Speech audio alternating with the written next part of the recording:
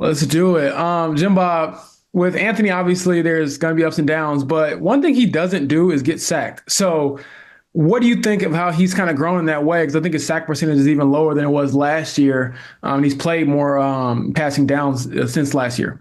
Yeah, good question. It's so, those that sack statistic is so interesting because it can come about a lot of different ways. Um, Obviously as an offense, we're trying to limit those as much as we can and make those numbers as low as we can.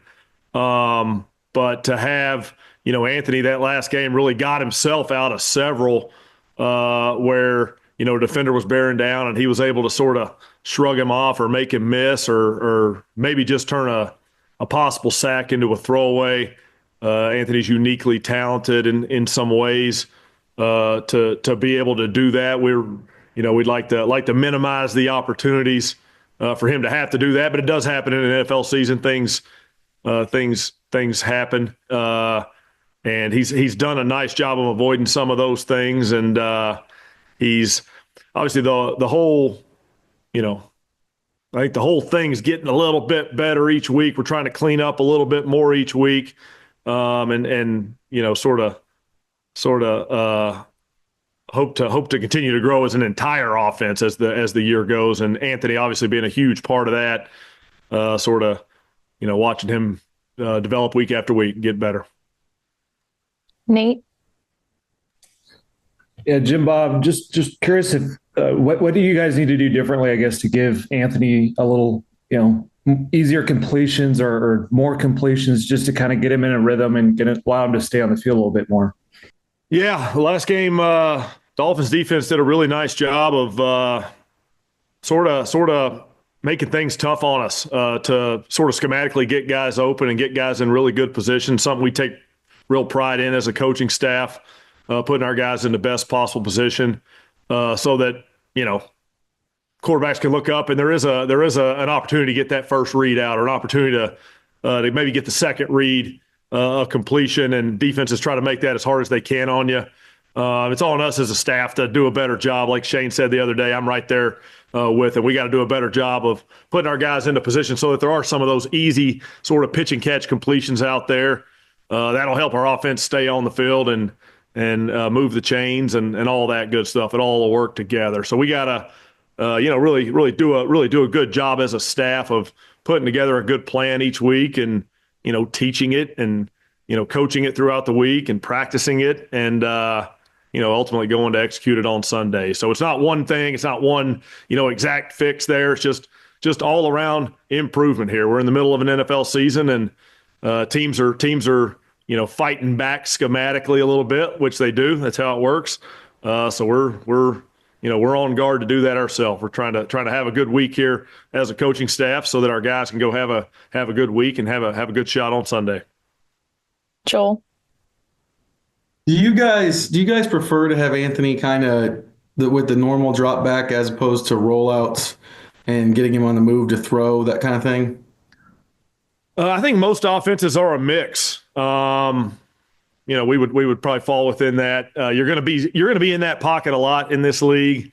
From time to time, you are able to move guys, and different teams move guys maybe a little bit more or less, depending on some of their sort of beliefs offensively. Anthony's blessed enough to be able to sort of handle both, manage both. I do think it's good for an offense to have some different looks to it as we're evaluating all those things. So, the goal is to do whatever works the best against the defense that we have, and also works the best for our guys, for our unit, to go have a good game there. So it ends up being a big old mix in the NFL. Some games more than others. Some defensive structures make it easier or harder to do that than others. So just all a big part of the schematic game here. Back to James. Jim Bob, how have you seen Tyler Goodson grow? He's becoming a consistent, I guess, pop or spark for you all in this offense. Yeah, been a really cool story. Really fun to watch him work. Really fun to watch him attack each day. Whatever his job is for the day, his point of emphasis is for the day, his set of reps he's getting for the day.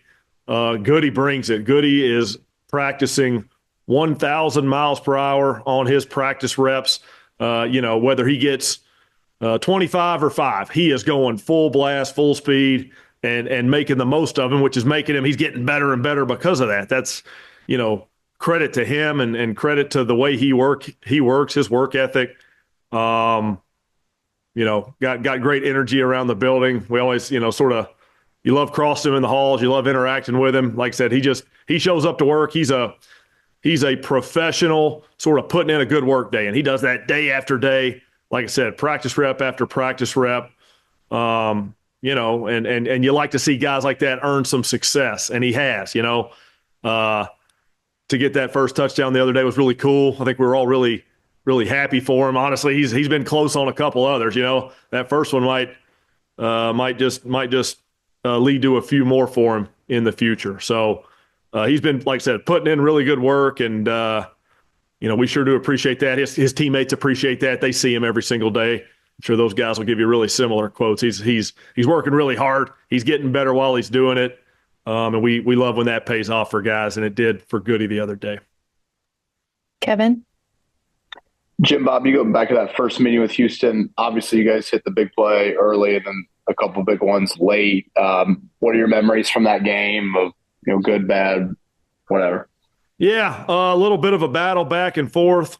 Those guys had it was the first week of the season, and there were some schematic tweaks that they had made over the offseason that we were able to sort of, see that this is what they're going to be in the 2024 season, or see that this is what they're going to emphasize in the 2024 season. That's always a fun part of week one.